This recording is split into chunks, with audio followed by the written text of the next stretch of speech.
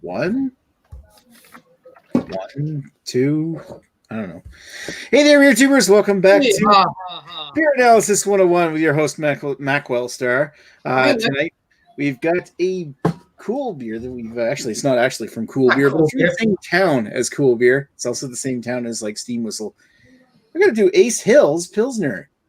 Ooh. The other, they only make Pilsner, apparently, brewery in Toronto area. So, yeah, I'm excited to try this. I don't think I've ever had this one before. So let's get down to and see who we have with us, which is, of course, Mr. Redbeard, who was able to get his beer at a grocery store. How are you doing tonight, sir? I am well. Thank you for having me, Macwell. You're welcome.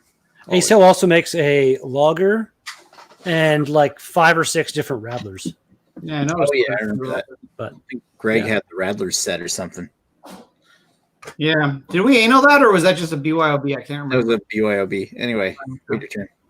All right. Mr. Ashley Sexton Omicron, beer, Sexton Brewing. How are you doing tonight, sir? Doing great. I'm thinking, though, what was the Ace Hill Radler? Was that part of a BYOB, or? If I recall correctly, Greg, I think, did that for BYOB Radlers back in August. Didn't Greg have a 4-pack of them? Yeah, he had a 4-pack that had like the pineapple, the cayenne lemon, and that's right. Grapefruit. Anyways, hello everybody. Glad to be here. I look forward to sharing my thoughts and bestowing what little wisdom I have upon you and the viewers. And that's all I got. All right.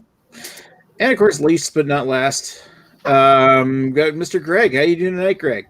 I'm doing fantastic. I look forward to remembering as much as I can of what Ashley said and then regurgitating it slightly in my own words. Just like you're following him up this time, so you oh yeah, my little time. What you should do, you should take a notepad out and write notes. Why don't we just? Yeah. So if Ashley says horse blanket, then you can write that down. Horse yeah, probably not going to write horse blanket down. But is that a flavor? I hope not. I hope there's no. if we get some Brett notes from this, we got a big problem. That's the case. All right. McDonald's notes to this beer. Picking up the big chicken notes there. Filet fish notes. Yum yum yum. All right, so let's bring it back over to me, where I'm going to read the beer history on Ace Hill. So the story of Ace Hill Brewery starts with Blake Anderson, a Toronto business consultant with a passion for brewing. By 2013, he was growing hops on his balcony of his home near Trinity Bellwoods and brewing up on a simple setup at his cottage near Peterborough. Brewing his trademark single-hopped Bohemian-style Pilsner. At the time, he was brewing mainly for his friends at parties, but he decided to participate in the Great Canadian Homebrew Competition in the spring of 2014, where he won a gold medal for his Pilsner. After the success of his Pilsner at the Homebrewing Awards, a group of friends pooled their resources to build a brewery. His friends were, there's actually some not big names, they're bigger names now, but so Noah Gill, which is a former marketing director with experience working on campaigns for Red Bull and Mill Street, social media expert Mike Wagman, and they also signed up the help of local restaurateurs from the group Social Group, Richard Lambert and Jesse Gerard to build this brewery. Together, they put forward a plan to build a brewery and beginning brewing on contract space over at Big Rig Brewing. They released Ace Hill Pilsner to the Toronto area public in January of 2016. The beer was an immediate success. Within 6 months, Ace Hill Pilsner was available in over 175 bars in 6 months. For bars, restaurants, nightclubs, and music venues. In 2017, they unseated Steam Whistle as the official beer of Porter Airlines. So you can go fly and you can drink Ace Hill beer. That's actually pretty impressive that they.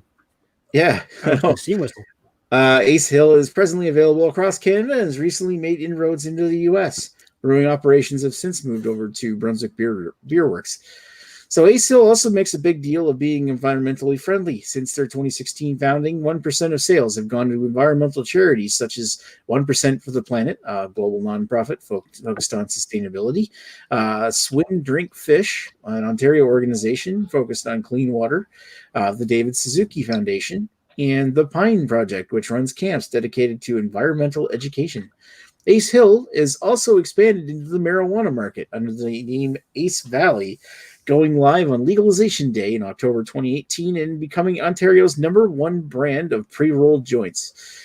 So, other beers from Ace Hill include Ace Hill's Vienna Lager, which Redbeard has, apparently. They also have a Mexican lager, which actually kind of sounds kind of interesting to me. They have their line of radlers, which includes grapefruit, lime, pineapple, lemon cayenne. There's a couple others I noticed on Untapped, as well as a series of vodka sodas. Ace Hill Pilsner, on the other hand, is a 4.9%, 16 IBU Bohemian style or Czech style Pilsner, brewed with noble hops, and that's really the only information I have on that. They don't list any of their ingredients anywhere, like what kind of malt. I'm assuming Pilsner malt and like Saaz hops or something. So we'll just maybe run with that. It could be Hallertau for all I know. Anyway, let's wow, we actually have a load of comments here. I'm gonna draft Ashley to read them. Is that all right?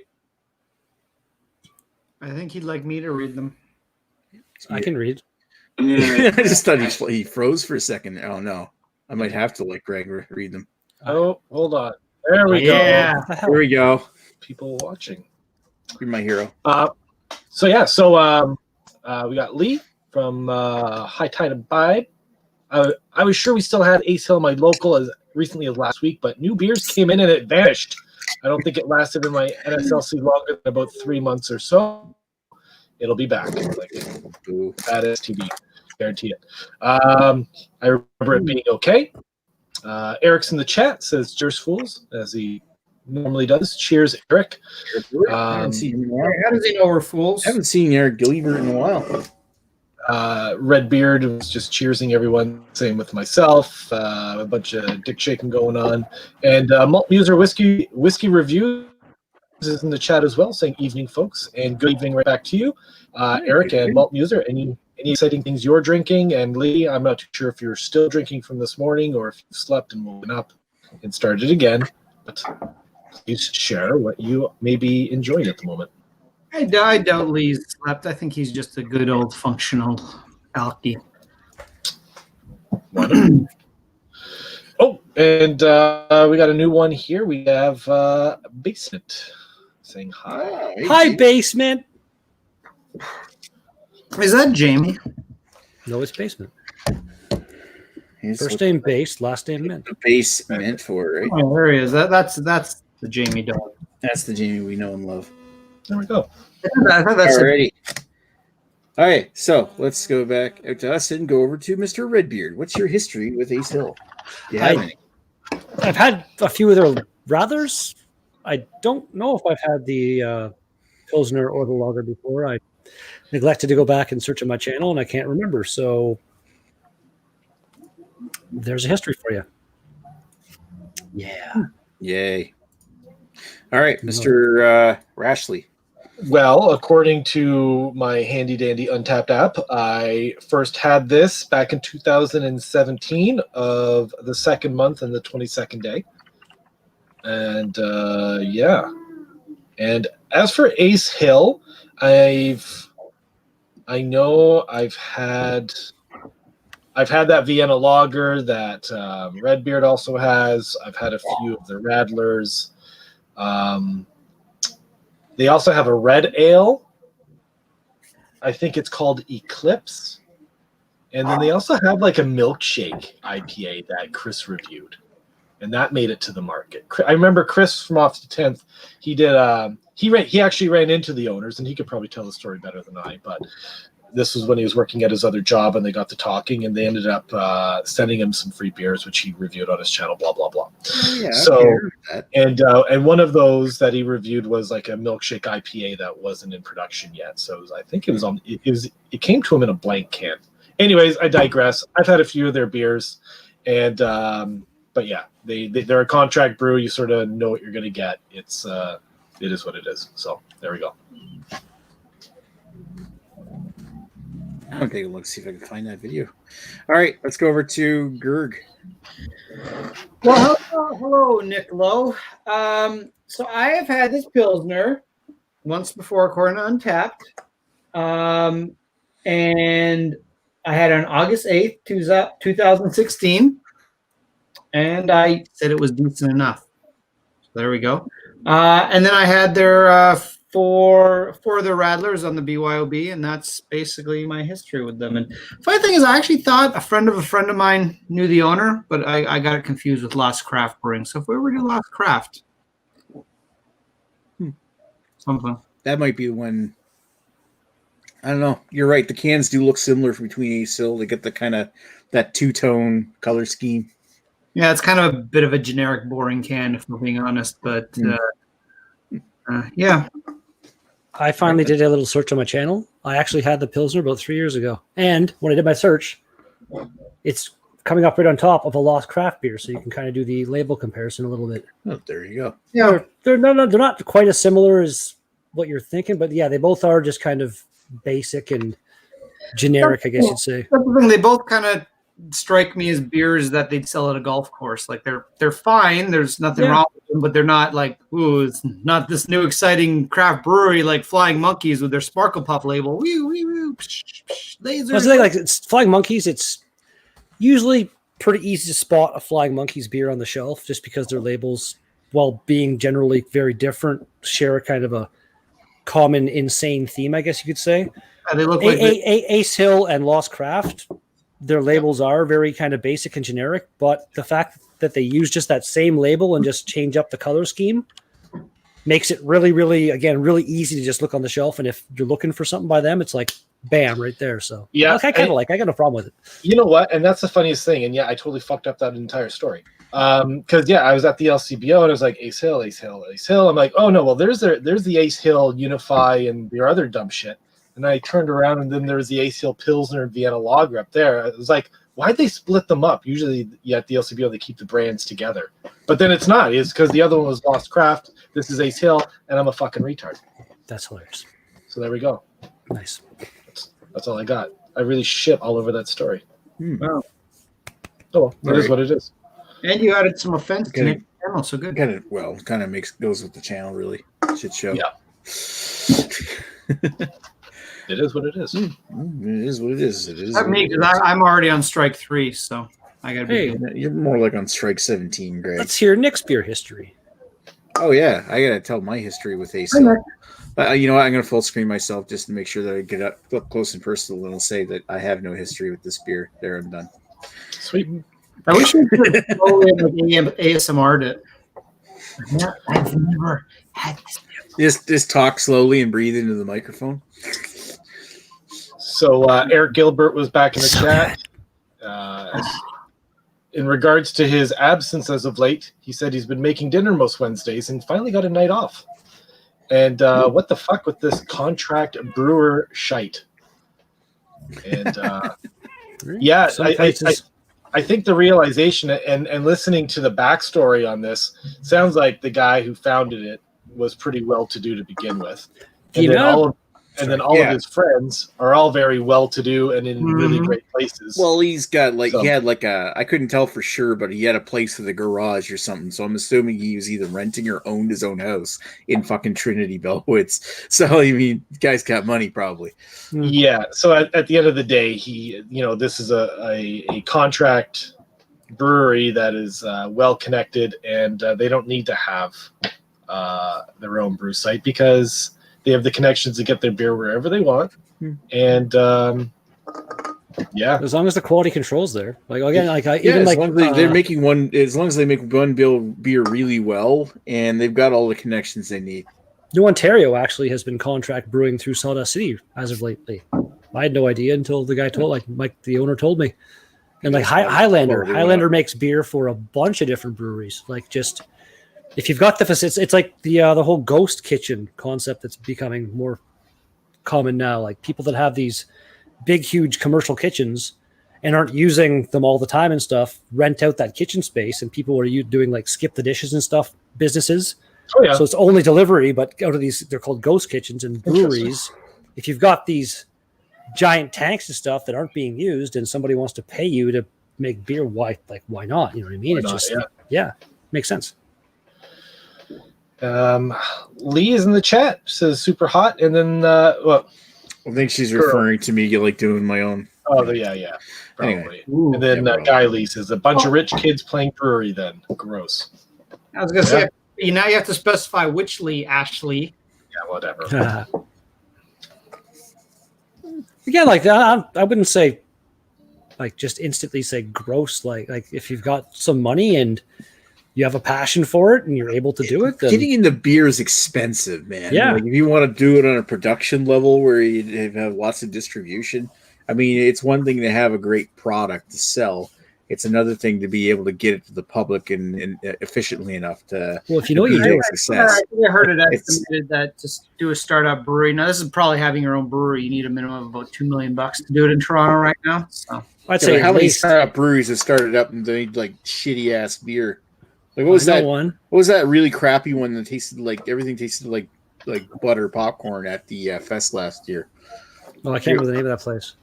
Yeah, Charlottetown. yeah, that one. Yeah, Charlotte. Like depending on where you are though, and like and how good and what you know, like I know in Northern Ontario, there's so many grants and stuff you can apply for, and the government like go back to New Ontario just got like $1 million or something in grants from the government. It's insane the money that you can get subsidized and stuff to help you when you're doing brewery type shit. So like no, Gateway City, the newer one that opened here, that's like a brand new, really, really nice facility. And I don't know if I think they had a lot of money between them. There's like 3 or 4 guys that came together to open that place. But again, like if you got money and that's your passion, then go for it. If I won the lottery for like fucking $20 million or something, you're goddamn right. A portion of that would be to me starting a brewery or something. I'd probably play brewery as well, but It'd be awesome. yeah, why not? I would hire Ashley Sexton as my head brewer. I really hope not. Eric Gilbert. Eric Gilbert says Brunswick has a great brewer, a brewmaster, and well-known European breweries seek him out to brew their stuff. Like that's where Omnipolo makes their stuff, isn't it? He Oh, said that's brewer right. master. I like the brewer master. And rating on your parades in the chat just got done. Guinness Stock Ale 10%, released around Christmas 2019. Yeah, that Seems sounds to be good. aging nicely. Wow. Okay, have fun with that. Rating on your parade. Nice. He just finished it, so I guess he did have fun with I it. guess he did. Yeah. Well, the Brewmaster at the Exchange, which I got a few of their beers today, even though I don't really like the brewery that much. They paid him about $1 million to Oh, that's relocate from wherever he was in the U.S. to Canada and become their head brewer. And well, that's like a rich kid playing brewery place right there, isn't it? I Like, still couldn't afford to buy a house in the area that they're in. they did like a $10 million operation. It was literally a bunch of like billionaires that just wanted to make more money. So, like, it was a billionaire's daughter that just wanted to make more money. So she figured, I'm going to open up a giant brewery in the middle of Niagara on the Lake, and I'm sure it's turning out Exchange, well. yeah. So, They but had the money to start that. Yeah. remember Chad saying the rent on that place or whatever, like that it's insane. Like they have to have money just to exist where they are, obviously, kind of thing. Oh yeah, I mean that's where that real estate is more expensive than Toronto real estate. So that's Insane. That's some of the most expensive real estate in Canada. Oh, I believe it, yeah. It's a nice place though. Like when I went there, I wasn't. Well, I guess the festival was basically in that area, kind of. But when I actually went to the Exchange the one time with Chad, when Maple Rusky went down a few years ago, it was like beginning of spring, kind of, and it was like still like the snow was all melty and kind of getting to the shitty looking point, and it didn't do the area justice, I guess you could say. So going there as opposed to going there in like the fall or the middle of summer sometime when it's all pretty. No. Borowski was a nice guy until he died. What? Didn't he get kicked out of Chad's Fest and then he died somewhere in the gutter? Oh, yeah, No, he's still alive, but he's still alive. Yeah, he's still on my Facebook. But I mean, I think he is. Pretty active out there, Greg. It's because you don't know them anymore because they unfriend you. If I don't know they exist, they don't exist. Simple as that. Yeah. I'm like very limited bubble. You haven't made it until Greg knows you. Yeah. Wow. And then you're going to be sad that you've made it. Yeah, I'm glad. Greg knows Sad you. I made it. You're gonna regret it. I've been regretting it for like the last 2.5 years. I know. Anyways. Stay up at night, can't sleep, just later regretting it. Cry a little bit. That constant dream of somebody touching me inappropriately. All right, let's go over to. Are we ready to give our final thoughts? Sure. All right, Red Yeah. Beard, what do you think? Sure. This is completely acceptable. It's not amazing. It's a Pilsner. Like the only Pilsner that I've ever had that, well, actually, there's two of them. The one brewery isn't even around anymore, Stonehammer.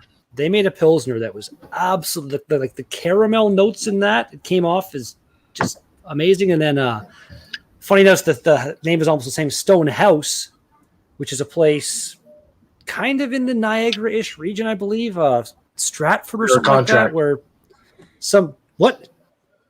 No, they have like a small little facility where they make their stuff. At least they used to, unless they lost it in the pandemic or some shit. But those are the two Pilsners that I've had that were like unbelievable. I drink them all the time. This, it comes across kind of like a lot of other generic-ish Pilsners. It's not bad. It's just really not anything amazing for me. Like,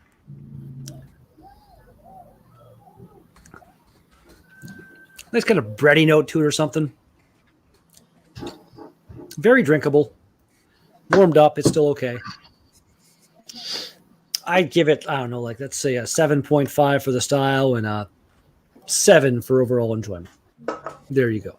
It's tasty. All right, let's go over to Ash Lexicron. I really wish you didn't call me that. One person's bad enough. Sorry. It's okay. I've let you know. Sorry, awkward silence, right? Yeah. The aroma on this really comes across just as your generic macro lager, to be honest, minus any sort of like weird adjuncts, like no corn or anything like that. But it definitely just has that sort of generic cracker, cracker, noble hop, a little bit of spiciness. Nothing that's really overly amazing of an aroma. I noticed when I poured this right out of the can, the carbonation was like bonkers. It was like super crazy, where actually the head grew up above the lip of the glass. And this is a big glass. This is a full half-liter glass, and that thing came up right over top. So not too sure what was going on there. It was sort of funny that we're joking. Hopefully there's no Brett infection, and then of course I get like a beer that's like almost gushing over. But the flavor notes on this are sort of very reminiscent of like a very plain, not doing any extra effort, just doing a plain old Pilsner, not really caring too much about water chemistry, no decoctions whatsoever. It's just a straight lager, craft lager. It is what it is. It's completely inoffensive. There's no brewing faults whatsoever. What it lacks for me is that, I think I've said this probably like 4 times on here that we've reviewed Pilsners. For my Pilsners, I like something that's got a nice sharp bite. It's got like a nice bright, like a brightness to it, but a noticeable bitterness that gives you a nice crisp finish. This one, it sort of just comes across as sort of rounded and soft and not pillowy, but it's just like it just feels not poignant enough, I guess is sort of the word I'm looking for. It's not really impactful. It's just blah. It's like a no effort Pilsner, because I mean, the proper places that do Pilsner, they'll do what's called like decoctions, and you can get like single, double, triple decoctions, where during the mash they actually pull some of the wort off before the boil. They'll boil that, and then they'll add it back in, and that process adds like it really adds the malt complexity and adds some sharpness to it. It sort of builds a few layers of flavor, because you're taking a liquid substance and reducing it, and then recirculating it back in with the mash, and you're getting more depth of flavor to it. Where it's just really just single one layer. It's like a sheet of paper. It's just you know. But I mean, to their, I mean, obvious success, they've made a beer that is very widely acceptable. They can, have a Brunswick or whoever the fuck does it, just churn this shit out, and it probably takes up no time for them to do it whatsoever. And they've marketed the crap out of it, and they've made a really solid business out of that. So from the business side, kudos to them. They know what they're doing. The brewer, they made a good okay Pilsner that's not offensive, but to someone who's looking for something that's gonna really wow them, it's probably not it. For that person that just wants something that's a step above macro, then this is their jam. So I think on my Untapped, I gave them a 3.5 out of 5.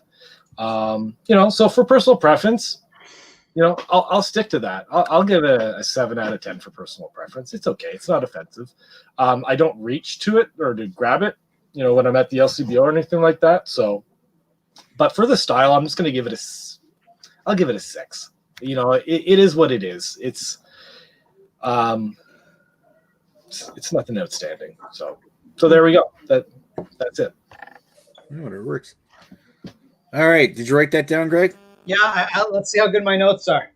All right. So, it's got a generic cracker with no noble Here's your cracker. tape.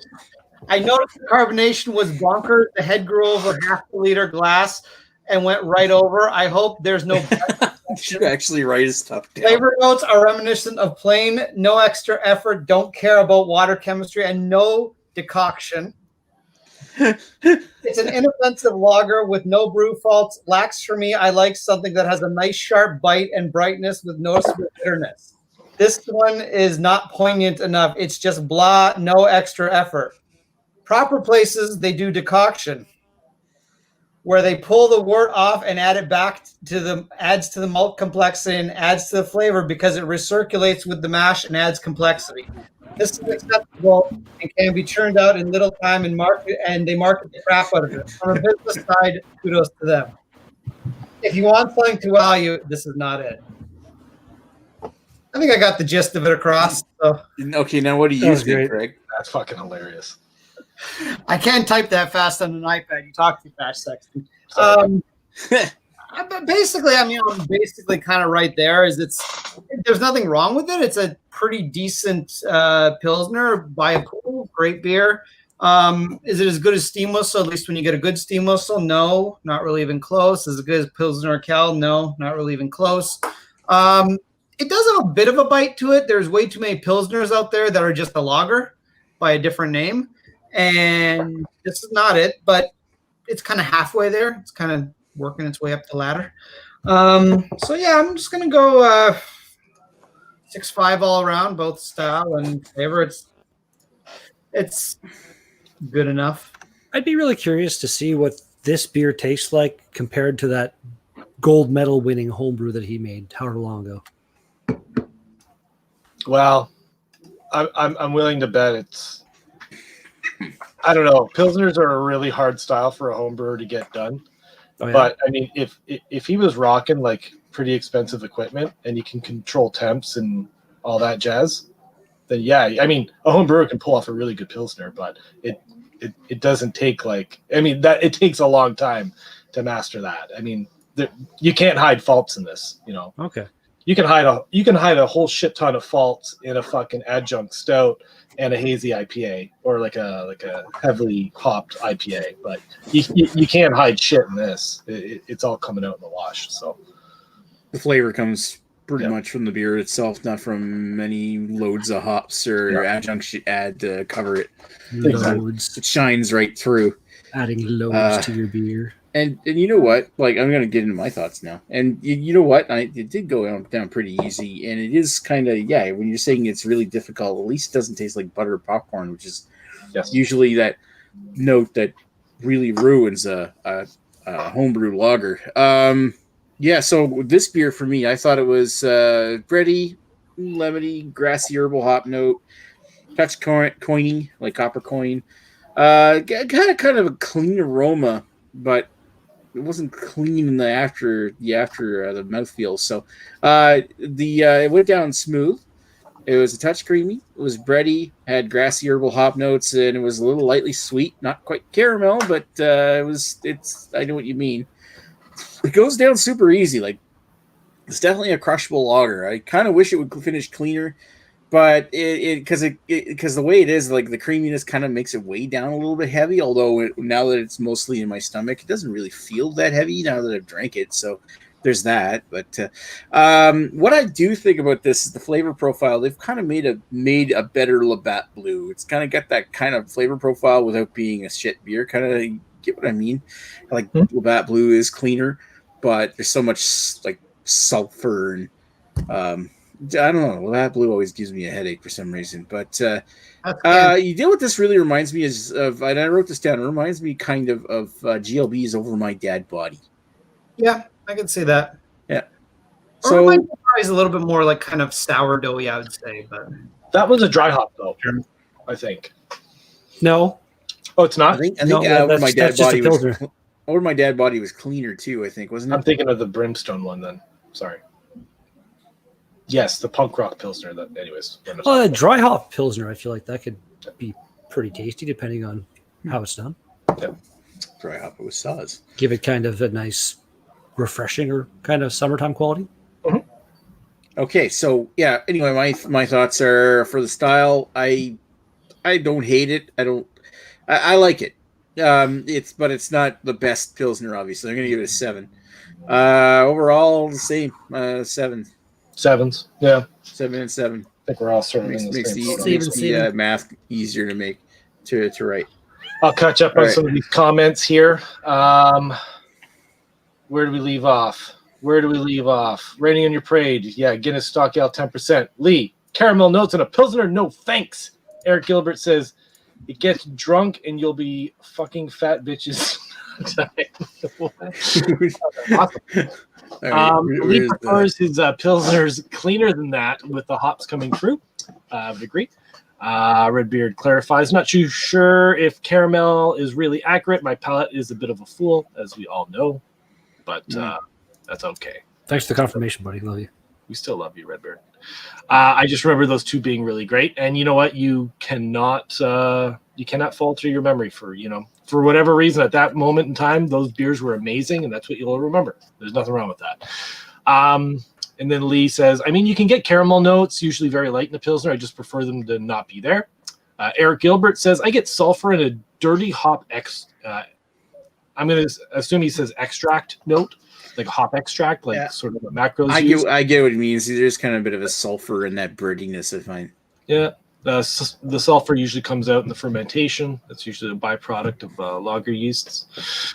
Lee Russell says, what's next week's beer? To which Eric correctly guesses Alpine. And that's not true. And then Lee says, and this is to what Greg was saying, that was like Ashley, but brain damaged.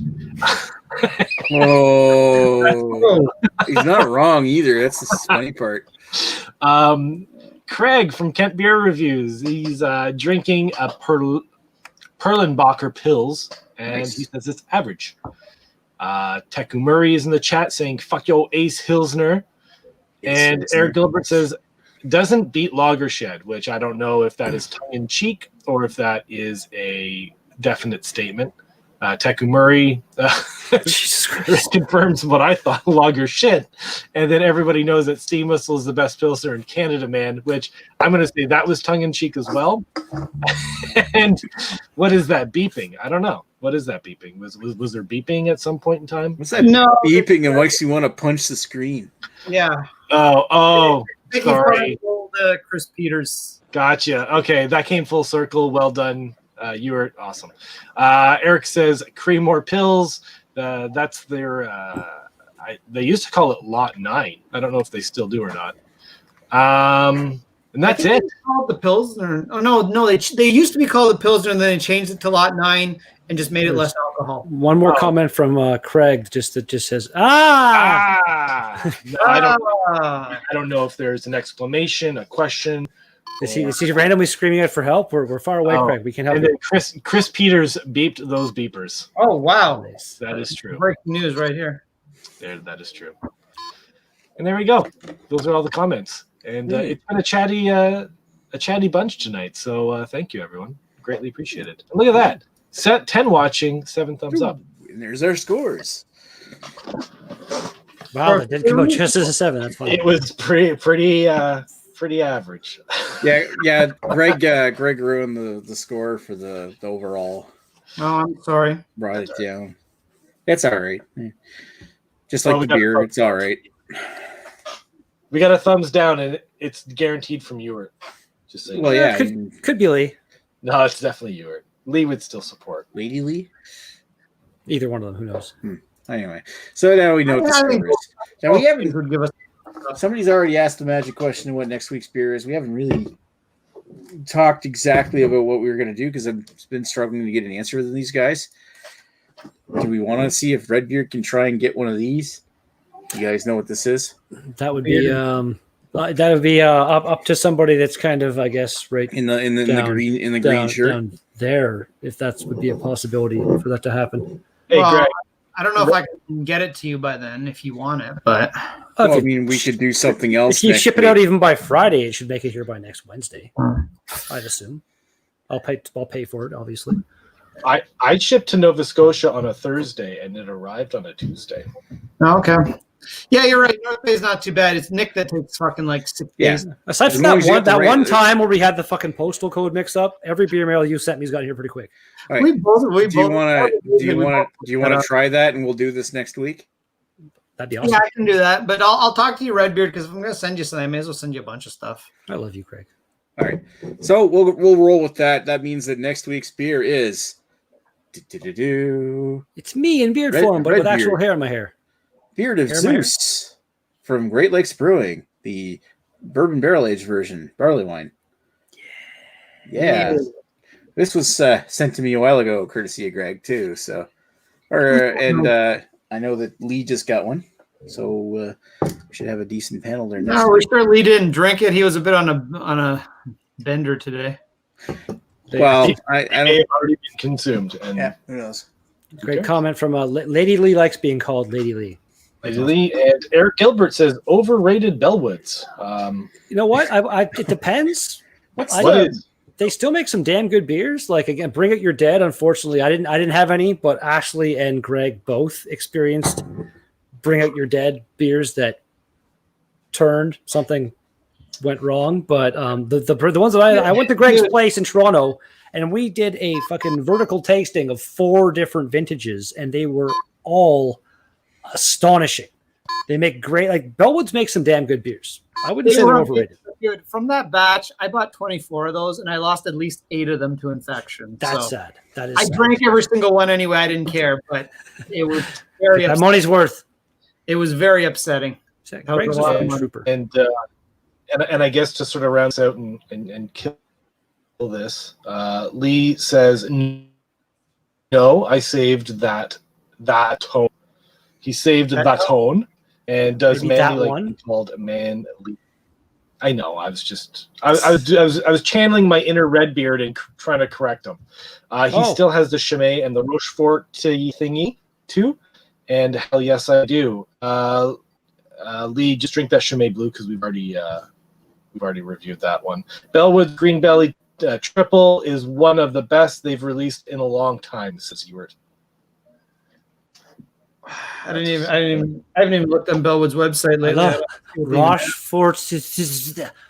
That's great. Green Belly Triple IPA. That sounds interesting.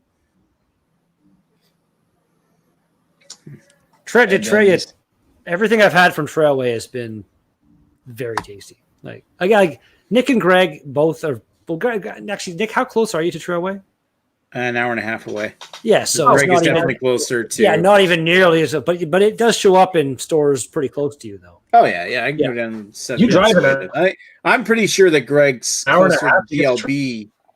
Yeah, it's in the next city up. Like New Brunswick's kind of sparsely populated. Like we got 3 big cities, and by big cities I mean about 100,000 people apiece.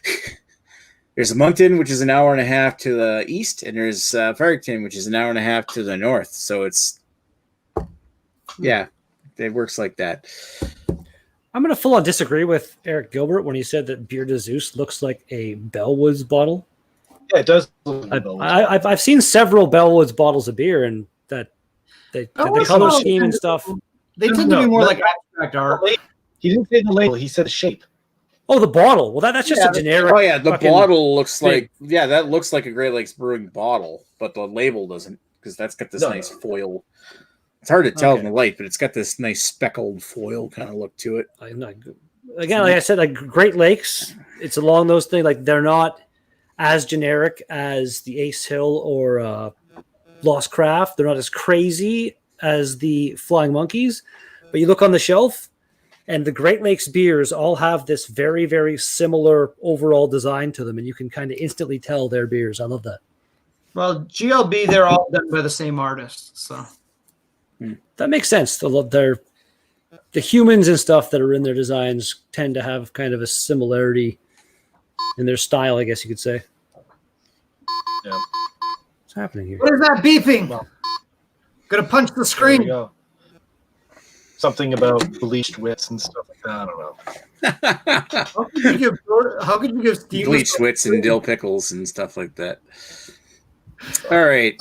I fucking love pickles. All right. So, I think we've got Great Lakes Brewing's Beer de Zeus there next week. And, I think that's about it to wrap it up, and we'll do an after chat. Holy cow, we get 10 viewers. I know, right? Cheers to everybody. Cheers to everyone for tuning in for our group review of beer analysis of Ace Hill Pilsner. Thanks, Greg. Thanks, Red Beard. Thanks, Ashley. Not necessarily in that order. Thanks. Thank you. You know what? Thank you, Eric Gilbert, for popping in. It's nice to see you again, everybody. It's been a while. And of course, we got Ewert and Lady Lee and Lee. We got Manly. We got Craig in the chat. Yeah, I said Manly. Who else is there? Raining on Your Parade. We Can't forget him. Anyway, Raining on Your Parade. We also had Jamie was there. Malt Muser. That's true. Malt Muser popped in for a bit. Had a good turnout tonight. Anyway, we're gonna come back online, maybe. I hope for the after chat, and we'll talk to you guys in a bit. Cheers. Bye-bye. Cheers. Penis.